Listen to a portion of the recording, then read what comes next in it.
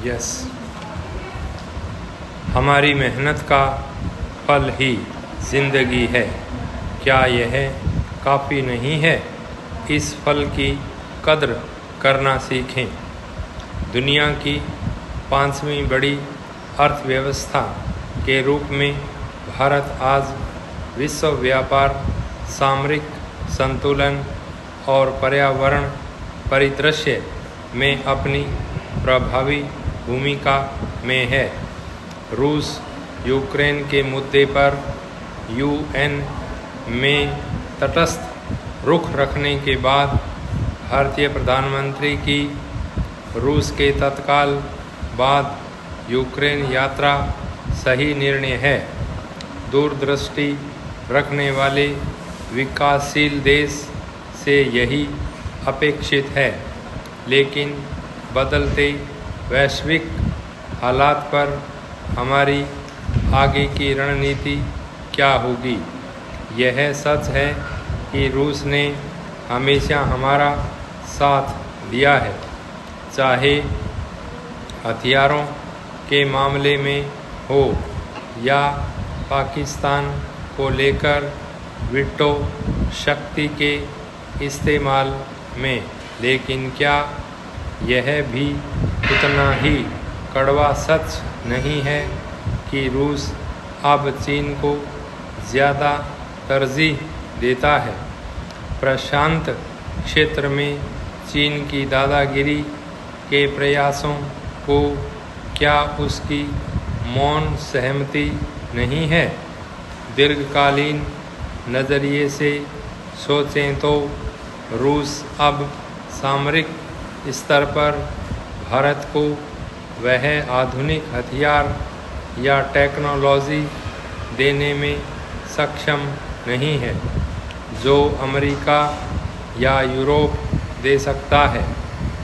AI के युग में रूस आज भी युद्धरत है, लिहाजा उसकी वैज्ञानिक विकास की क्षमता जाती रही है।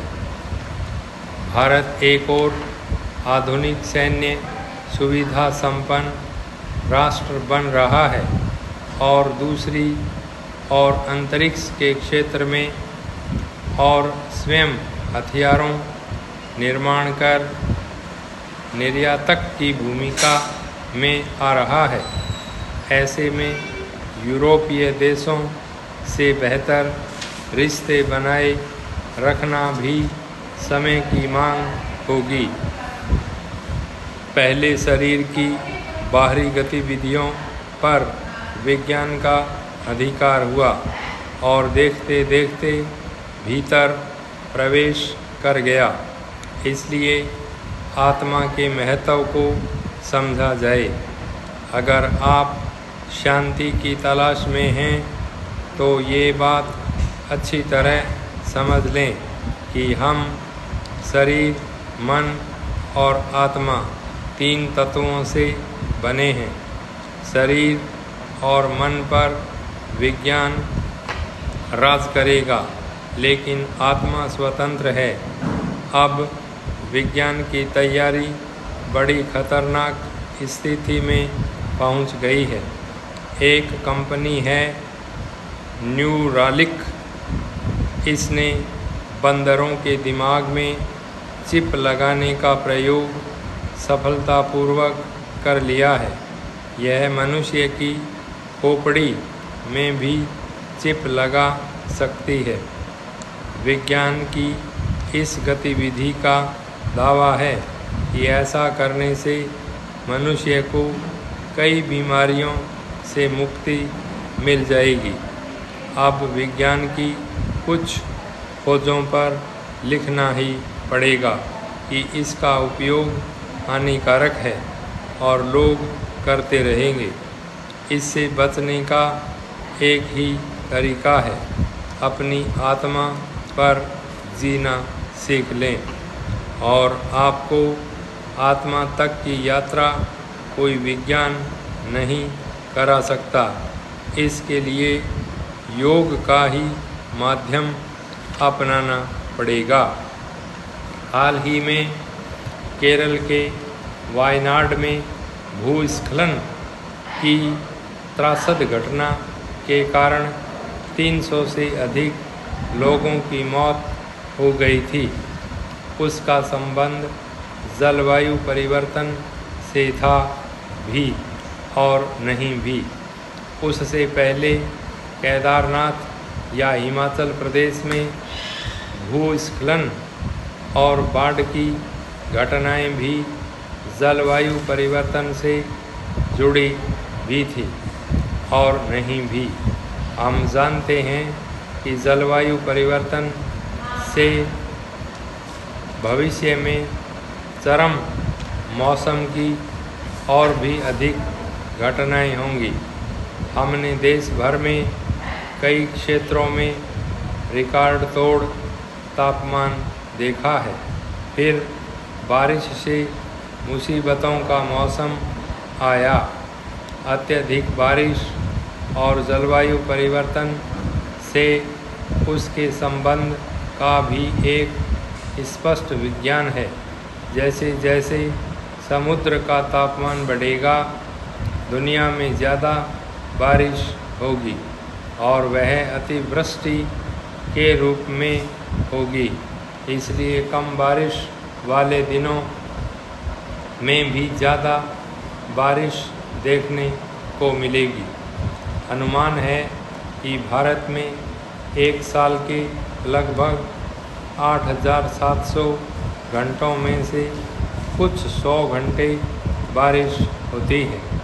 लेकिन जुलाई 2024 में भारतीय मेट्रोलॉजी विभाग के अनुसार बहुत भारी बारिश के रूप में वर्गीकृत की गई घटनाएं पिछले 5 सालों में 2 गुनी से भी ज़्यादा हो गई हैं। जुलाई में ऐसी घटनाएं 2020 में 90 थी, जो 2024 में बढ़कर 193 हो गई हैं। यूपी के बरेली का डेटा लें। 8 जुलाई को इस ज़िले में 24 घंटे में 460 मिमी बारिश हुई। बरेली में हर साल औसतन 1100 से 1200 मिमी बारिश होती है, तो 24 घंटे में ही इसकी आधी बारिश हो गई। उत्तराखंड के चंपावत ज़िले का भी यही हाल था। 8 जुलाई को ही 24 घंटे में 430 मिमी बारिश हुई। अगर आप 25 जुलाई को पुणे ज़िले को लें तो 24 घंटे में 560 मिलीमीटर बारिश हुई। यह इस ज़िले में साल भर में होने वाली बारिश की आधी से भी ज़्यादा है। हिमाचल को ही लीजिए, यह दुनिया की सबसे युवा पर्वतमाला है। यह भूस्खलन और बादल फटने की घटनाओं के लिए एक जोखिम भरा स्थल है और यह अत्यधिक भूकंपीय क्षेत्र भी है। यह नाजुक है, फिर भी हम हिमालय में कुछ इस अंदाज में निर्माण करते हैं मानो दिल्ली के किसी भीड़-भाड़ वाले इलाके में पार्किंग स्थल बना रहे हों।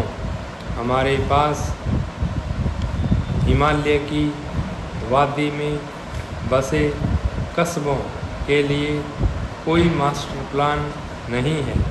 हम बाढ़ के मैदानों पर निर्माण कर रहे हैं। वास्तव में हम नदियों के ऊपर भी निर्माण करने लगे हैं। हम पहाड़ों को नष्ट कर रहे हैं और पेड़ों को तो ऐसे काट रहे हैं मानो कल इसका अवसर न मिलेगा। ये सच है कि हमें हिमालय क्षेत्र में विकास करना चाहिए, लेकिन बिना सोचे समझे विकास परियोजनाओं का कोई औचित्य नहीं। हिमालय में चलाई जा रही जल विद्युत परियोजनाएं इसकी बानगी हैं। स्टॉप।